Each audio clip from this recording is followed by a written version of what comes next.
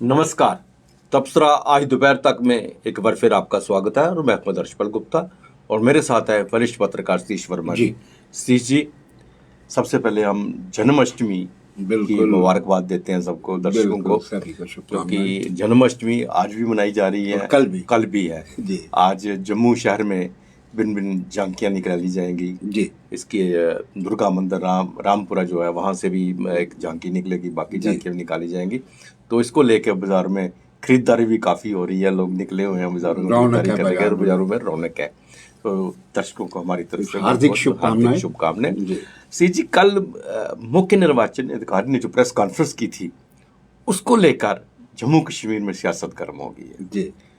और NI ने कठुआ, डोडा, जम्मू समेत 7 ठिकानों पर छापेमारी की है।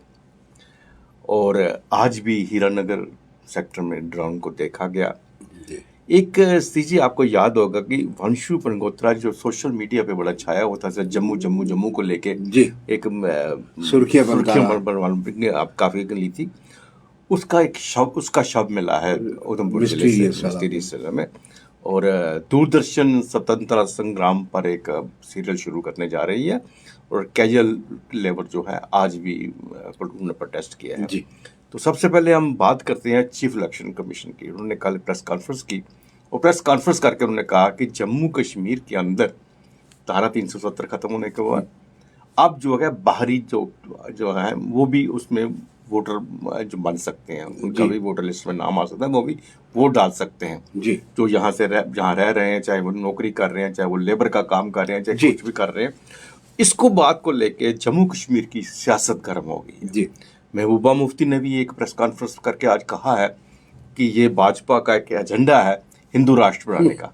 और उनका उसका ये कहना है कि कम से कम 20-25 लाख जो है भाजपा के वोटर होंगे, बाहर से आएंगे, जो बनेंगे, जो यहाँ आके वोट डालेंगे। इससे पहले कश्मीर के हालात उन्होंने कहा था, एक बार पहले भी रिगिंग हुई थी, हालात खराब हुए थे, ये मौका फिर आने वाला है। इसको लेके अब 21 को फारूक अब्दुल्ला को उनको आजकल उसे अपना सीनियर लीडर बता रही है ना वो महबूबा मुफ्ती, तो उन्होंने भी ऑल पार्टी मीटिंग बुलाई है। ये एक इस बात को बड़ा एक जोर ले रहा है, लेकिन कुछ बातें समझ में नहीं आ रही कि अब जबकि जम्मू वाले आरोप लगाते थे कि जम्मू की डेमोग्राफी आप खराब कर रहे हो, जहाँ जम्मू के अंदर सारे कश्मीर से ला के बसा रहे हो, सदला हो चाहे कोई भी एरिया हो, तब तो कोई बोला नहीं। अब जबकि इनको अधिकार मिला है वोटिंग का, जबकि 370 खत्म हो गई है, हिंदुस्तान के साथ भारत के साथ मिल चुका है जम्मू कश्मीर, तो अगर बाहर से क्या उनके चेहरे पर लिखा हुआ है कि जिस तरह भाजपा के यहाँ आके बन रहेंगे, क्या सिर्फ हिंदू ही आएंगे? इससे पहले भी जब 370 थी, अगर आप जम्मू कश्मीर की तस्वीर देखोगे तो जम्मू कश्मीर के अंदर आपको बाहर के राज्य के व्यक्ति ज्यादा नजर आएंगे। जम्मू के अंदर खासकर जितना भी काम है, व्यापार है, लेबर है, मैकेनिकल काम है, कॉन्ट्रैक्टर हैं, सारे के सारे आपको बाहर से ही नजर आएंगे, बिहार के, उड़ीसा के, यूपी के सारे नजर आएंगे। तब भी नहीं, ये नजर नहीं आ रहा। ये अगर ये एक चीज 370 हटने के बाद सामने आई है तो ये जरूरी नहीं है कि सारे हिंदू ही यहाँ आके वोट बनवाएंगे, मुसलमान भी तो आ रहे हैं, एक जैसा हो सकता है। लेकिन एक डर बैठा हुआ है इनके अंदर कि ये हिंदू राष्ट्र भी नहीं कह रहे, ये कह रहे हैं भाजपा राष्ट्र बनाने की साजिश की जा रही है। नहीं, देखिए, आपको याद होगा कि जब परसिमन आयोग आया था और उसने अपनी फाइनल रिपोर्ट जो दी थी जिसमें कहा था कि 6 जम्मू की और कश्मीर की, तब भी इन्होंने आपत्ति जाहिर की थी। उन्होंने कहा था कि ये भाजपा का परसिमन आयोग है। इन्हीं नेताओं ने जो आप शोर मचा रहे हैं, खासतौर से महबूबा मुफ्ती की बात करें, महबूबा मुफ्ती हो या फारूक अब्दुल्ला, इनको ये समझना चाहिए कि जब आप लोग जम्मू कश्मीर से बाहर, आपके जो बच्चे हैं या परिजन हैं, जो वो बाहर जाकर संपत्तियां खरीद सकते हैं, वोटिंग राइट ले सकते हैं, सब कुछ कर सकते हैं, जब ये हिंदुस्तान का अभिन्न अंग है तो बाहर का आदमी क्यों नहीं ले सकता? नंबर 1। नंबर 2, आप देखिए यहाँ जितने भी विकास कार्य हुए हैं, हम राज्य विशेष का जिक्र नहीं करेंगे, सारे प्रवासी हैं। और बल्कि अगर चुनाव जो की बात माने, जब अगर इनका वोटिंग राइट बन जाएगा वो भी यहाँ के बाशिंदे हो जाएंगे। आप देखिए चुनाव पर जो आर्क बना रेलवे का ब्रिज, वो किसने बनाया? वहाँ पर पूरी कश्मीरी लेबर नहीं थी, वहाँ प्रवासी ही थे। और मेरा मानना यह है कि जम्मू कश्मीर की खूबसूरती में जितना योगदान निर्माण में प्रवासियों का है, और ये ठीक है, पॉलिसी मेकर स्टेट गवर्नमेंट करती है, अब ड्यूटी है, ये अलग विषय है। लेकिन इनको कहने से पहले ये सोचना चाहिए कि आपको किस चीज़ का डर है। पहले कट्टरवादी हिंदू संगठन आरोप लगाते रहे कि जम्मू का डेमोग्राफिक चेंज हो रहा है, और बाकायदा एक चैनल तो इस काम के लिए लगा ही रहा जो कह रहा था कि ये जिहाद है, लैंड जिहाद है। तो मैं समझता हूँ अगर इस तरह की बातें करेंगे, इसका मतलब है कि आप जानबूझकर दो समुदायों में खाई पैदा कर रहे हैं, और जो टारगेट किलिंग हो रही है फिर सीधा आप पर ही शक जाएगा कि आप इस तरह की बातें जब करते हैं तभी अलगाववादी और आतंकवादी, खासतौर से पाकिस्तान में जो बैठे लोग हैं, जो कमांडर हैं, जो हैंडलर्स हैं, उनको आप ताकत दे रहे हैं। आपको अगर कोई आपत्ति है तो आप खतो खिताबत कीजिए ना चुनाव आयोग के साथ। बिल्कुल बिल्कुल। आप सारी तौर पे कैसे बयान दे रहे हैं इस तरह के कि डेमोग्राफिकली चेंज होगा?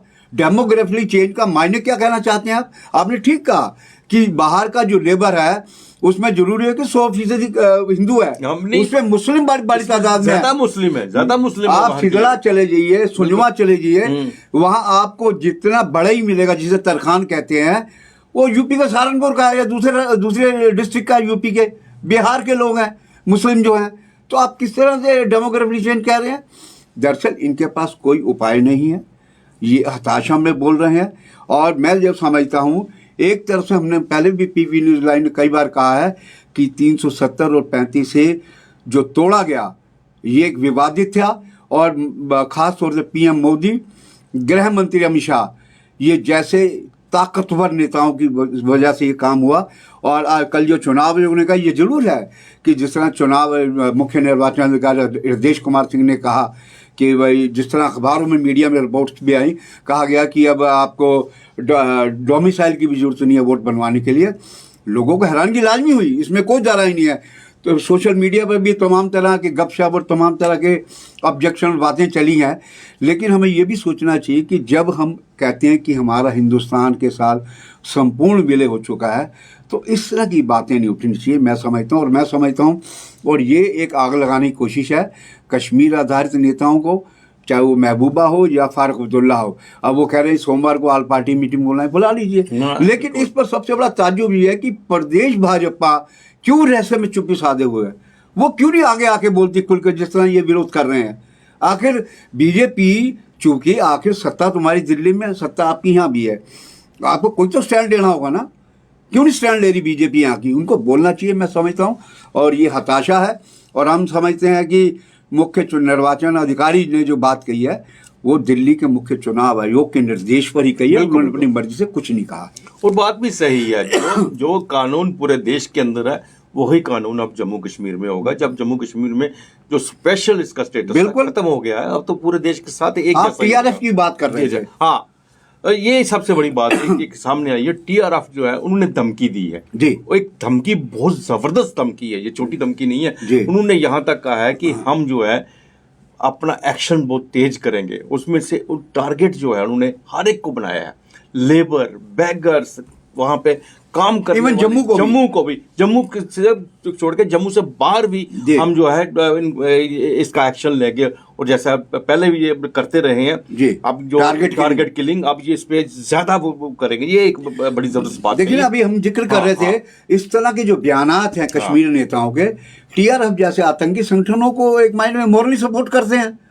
जो भाषा वो बोल रहे हैं, टीआरएफ भी तो वही बोल रहा है, वो एक ही भाषा बोल रहे हैं। इसका मतलब ये टीआरएफ के साथ आपके काट है। तो हम समझते हैं कि ये सुरक्षा एजेंसियों को इसको बड़ी गंभीरता से लेना चाहिए।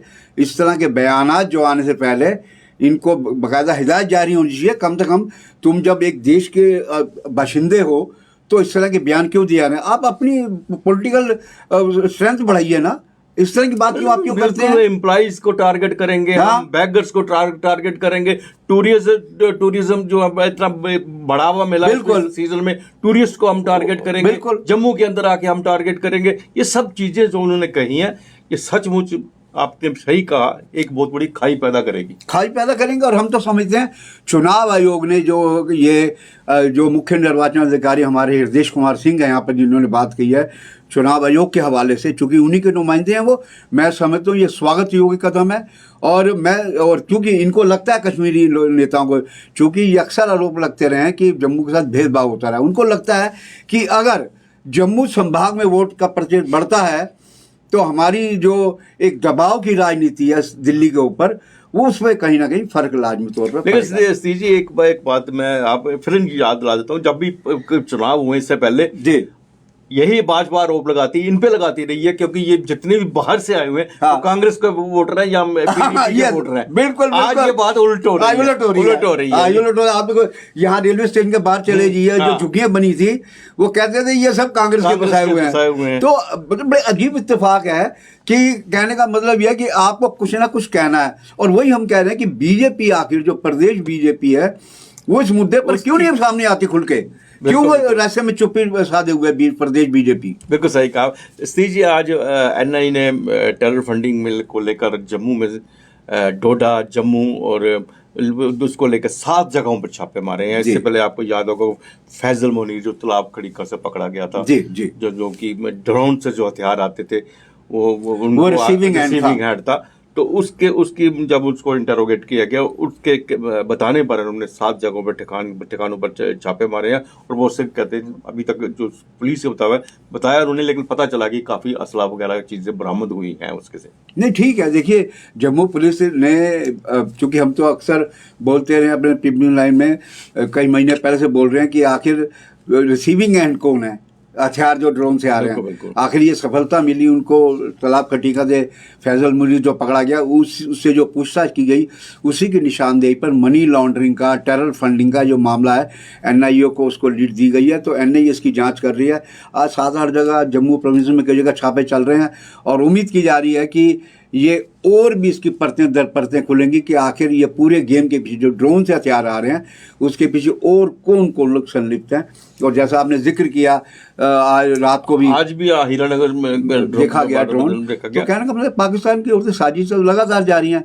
ये जिम्मेदारी हमारी सुरक्षा एजेंसीज की है और खुफिया एजेंसीज की, कि आखिर वो कौन लोग हैं जो देश ड्रोन से जो हथियार आ रहे हैं उनको रखे गए हैं, छुपाए गए हैं, जो जेल के अंदर से जो एक्टिव थे। वो पाकिस्तान बात कर रहे हैं, मोहम्मद अली, बिल्कुल उसको निशानदेही के लिए जब पुलिस लेके जा रही थी तो उसने पुलिस के गन छीन कर उन पे हमला किया। उससे एक हमारा पुलिस का जवान जो है जख्मी हो गया, लेकिन अच्छी उन्होंने हिम्मत दिखाई और मोहम्मद अली को वहीं पे ठिकाने बिल्कुल फ्लाई मंडाल में ये काम हुआ है। और ये भी बताया जा रहा है, पुलिस का दावा है कि बाद में वहां पर हथियार बरामद हुए, जिसमें चाइनीज ग्रेनेड भी थे, राइफल भी थे, ड्रोन भी थे, बड़ा कुछ बरामद हुआ। तो इससे सह समझा जा सकता है कि हमारी जो सुरक्षा एजेंसी, खासतौर से एनआईए की हम बात करें, जो हमें देश से कोई ज़्यादा उस विषय पे हम चर्चा नहीं कर, लेकिन जम्मू कश्मीर की बात करें, यहाँ पर एनआईए हो या एसआईए हो, वो पूरी तरह सक्रिय है। और उन्हीं का एक दबदबा दिखता है कि घाटी में अब उस तरह के कहा जाए कि पत्थरबाजी या पाकिस्तानी झंडे, आईएस के झंडे, वो अब दिखाई नहीं देते हैं। बिल्कुल, आपने देखा ही स्वतंत्रता दिवस पर किस तरह से कश्मीर पूरा तिरंगा में था। बिल्कुल सीजी वंशु भनगोत्रा है जो बड़े सोशल मीडिया पे छाए हुए थे जिस वक्त भारतीय जनता पार्टी में नेशनल कॉन्फ्रेंस के कद्दावर नेता ने ज्वाइन किया था। तो तब जम्मू की बात की थी। जम्मू को लेके इन्होंने उनका काफी वीडियो बनाया था और उन पे आरोप भी लगाए थे कि मेरे बहुत से पैसे हैं जो उन्होंने देने हैं, मेरे यहाँ पे काम करता नहीं गया। आज उसका शव जो है ना रहस्यमय स्थिति में उधमपुर डिस्ट्रिक्ट में वहाँ नासरी जो हमारी टनल है उसके पास मिला है। नहीं बिल्कुल, देखिए इसने अंशु ने अप्रीहेंशन जताई थी कि मेरे पे हमला भी हो सकता है, ये तमाम तरह की आशंका व्यक्त करता रहा। वो चर्चा में वास्तव में ठीक कह रहे हैं, जब वो नेशनल कांग्रेस में जो बीजेपी में नेता हैं, बहुत बड़े कारोबारी हैं, उनका उसने मजाक उड़ाने की कोशिश की थी जम्मू बोल के, और तब ये वीडियो बहुत बेतहाशा वायरल हुआ था। उसका ये शव मिलना मिस्टीरियस हालात में वास्तव में कई सवाल खड़े करता है। ये जांच का विषय है। अब पुलिस देखिए किन किन कोनों से इसकी जांच होती है। सवाल वो ये है, जांच अगर ट्रांसपेरेंट होगी तो सच्चाई तभी सामने आ पाएगी, सुसाइड है या क्या है। इसलिए पुलिस ने शव को अब लेकर पोस्टमार्टम के लिए भेज दिया। पोस्टमार्टम के बाद पता चलेगा कि हत्या का क्या कारण है, उसके बाद उस पर इंक्वायरी करेगी पुलिस। जितनी भी चीजें हैं उन सब पे काम कर रही है। सीजी कैजुअल लेबर जो है आज भी प्रोटेस्ट पे थी। उन्होंने आज जो भारतीय जनता पार्टी का हेडक्वार्टर है त्रिकुटानगर, उसके बाहर बहुत बड़ा प्रोटेस्ट किया। कहीं देर हो गया उनको प्रोटेस्ट करते हुए, लेकिन उनकी सुनवाई अभी तक नहीं हो रही। त्रिकुटानगर की बात करते हैं तो जहाँ बीजेपी का ऑफिस है, आसपास के लोग भी बड़े त्रस्त हैं, क्योंकि वो देखते हैं कि हमारा वो जो इलाका था पूरा पीसफुल था। पीसफुल है। जब से बीजेपी का दफ्तर गया, वहाँ लोगों के गुस्से और नाराज़गी का, वहाँ के लोगों को भी आवाज़ें सुननी पड़ती है, वो नॉइस पॉल्यूशन होता है। और बीजेपी, लेकिन अब क्या करें, बीजेपी का प्रदेश नेतृत्व तो हम 10वीं बार चर्चा कर चुके हैं, वो बेचारे थक हार के प्रोटेस्ट करते हैं और पुलिस उनको डिटेन करके फिर छोड़ देती है। तो लेकिन सबसे बड़ी चिंता की बात यह है, लेकिन बीजेपी के नेतृत्व को लगता है कि हमने जितना तो मोदी नाम की नैया से ही पार करना है वैतरणी, तो इसलिए मुझे लगता है वो ज़्यादा धीर गंभीर नहीं है कि लोगों की समस्याएं क्या हैं। लोगों की समस्याओं को लेकर बीजेपी को हम फिर कहते हैं, एक ज़माना था जब प्रोफेसर चमनलाल गुप्ता भाजपा के नेता हुआ करते थे, उनका कद, उनका एक एक शब्द पर लोग गंभीरता से लेते थे, सीरियस लेते कि प्रोफेसर चमनलाल गुप्ता बोल रहे हैं। अब ये कोई कांड होता है, ले दे के घुमा के पाकिस्तान पे गुगली की जाती है, तो ठीक है, पाकिस्तान सब करा रहा है ये टेररिज्म का, लेकिन बाकी जो लोगों के मसले हैं, मसाइल हैं, उसका हल तो आप ही को करना है ना, सरकार को क्या की। सी जी, दूरदर्शन पे बहुत अच्छे प्रोग्राम आते थे। जी बिल्कुल, आपने तो बहुत प्रोग्राम किए, बहुत साल उसके बहुत साल किए। बिल्कुल। और नेशनल चैनल में जितने थे, उस पर जितने अच्छे अच्छे सीरियल आते थे कि बाकी के प्राइवेट चैनल में उनको देखते नहीं था। लेकिन अब प्राइवेट चैनल आने के बाद दूरदर्शन की तरफ से सरकार का ध्यान हटता गया, बिल्कुल हटता गया। लेकिन वो प्रोग्राम जो आज भी पुराने प्रोग्राम देखो तो उसका मुकाबला कोई नहीं है। लेकिन आज जो दूरदर्शन शुरू कर रहा है, जो स्वराज्य संग्राम के ऊपर एक सीरियल शुरू कर रहे हैं, जिसे प्रधानमंत्री नरेंद्र मोदी ने भी आज दिल्ली में देखा है, वो दूरदर्शन से शुरू कर रहे हैं आप स्वतंत्रता संग्राम के बारे में।